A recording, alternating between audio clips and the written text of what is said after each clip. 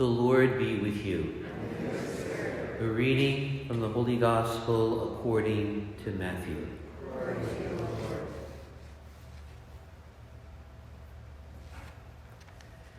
The 11 disciples went to Galilee, to the mountain to which the Lord had ordered them. When they saw him, they worshipped, but they doubted. Then Jesus approached and said to them, "All power in heaven and on earth have been given to me.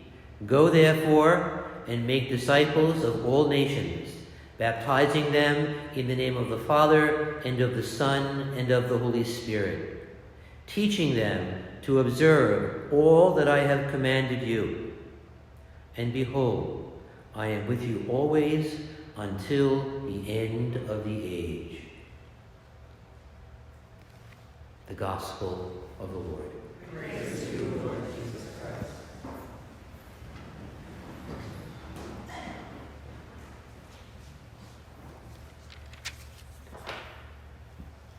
So last night a friend sent me a song that was attached to a text message that actually could be used for this Ascension Day Mass, but it's not liturgically appropriate to be sung. And it's one of my favorite songs as a kid growing up, and sung by the Fifth Dimension. And maybe you remember it's called Up, Up, and Away, and it goes something like this.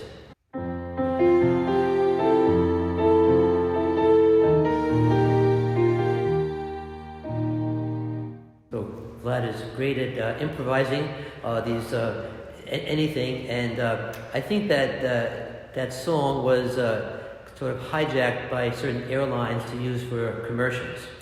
And maybe we could use that for a message for today on the Feast of the Ascension, but actually that's not the focus. The focus of the Ascension isn't primarily on Jesus' return to the Father, up, up, and away to heaven.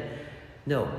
As we hear from both the first reading and the Gospel, it's all about the early disciples and us not going with him yet to heaven, but out. Not yet up, but out to the world to make disciples wherever we go in our various spheres of life and influence. Teaching others about the Gospel and inviting them to observe, to follow what we're supposed to do, mainly all that we have been commanded to do. And so that's always an evolving process for each of us. That's why we celebrate the liturgical cycle over and over again, and the Ascension today. So it's not so much about up, up, and away, but it's out, out, and into wherever God sends us. Wherever God sends us at any particular point in our lives. So just yesterday, I think it was yesterday, I received Time magazine, and the feature story on it is the coronation of Charles III. And so he's there with the crown on and the scepter, and the caption says, "Finally King." Finally King, after 73 years. So I thought that was appropriate, because when you think about it, all these years, wondering when, he might become king. And so for us, though, as baptized Christians, we are invited to finally and continue to say yes to the Lord wherever we might be called to go and to be.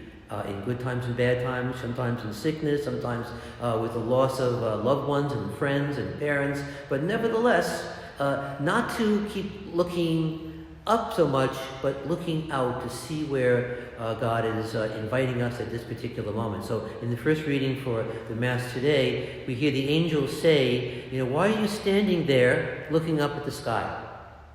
Basically, our job is to bring the comforting and the challenging message to the world. Comforting and challenging. We know in our secular world that it's extremely challenging to bring that message in our secular society today.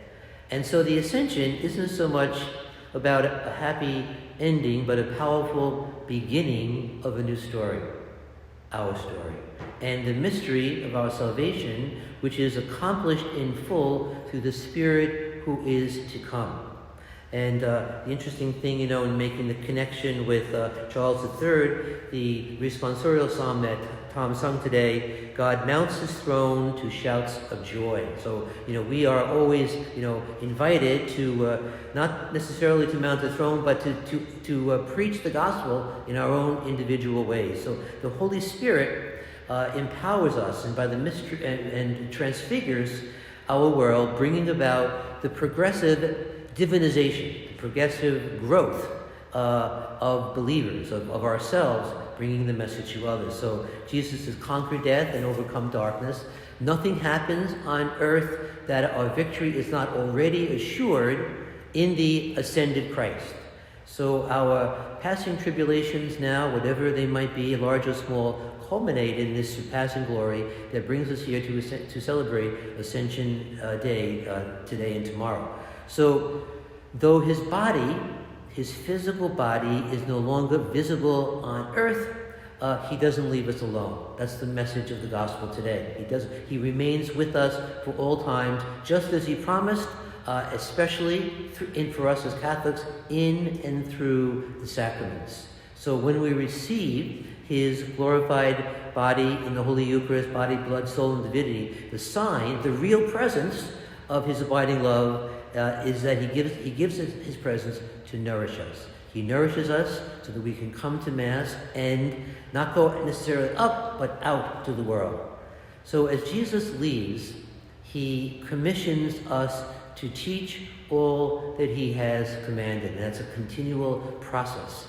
But to effectively teach that unchanging gospel often means changing ourselves, changing our expectations, refocusing our vision for where we're at right now, recalibrating our attitude and learning the language of humility and service to others. So here we are on this beautiful Ascension evening, the eve of Ascension. Let us rejoice in his eternal presence and his glorification that in turn glorifies us and brings us here to celebrate the Eucharist. And as the disciples and the Blessed Mother were united in prayer 2,000 years ago in preparation for the Feast of Pentecost, let us too, as we gather here, unite in prayer with them as we await the first fruits of the Spirit, the freedom and glory of the Church in the redemption of our bodies and lives. So today, it's not so much about Jesus going up and away, but for us going forth into the world. And, as we hear at the conclusion of every Mass that we attend, the Mass is ended, go, get out of here, and bring the message to others. Let us join together now and profess the faith that makes us one.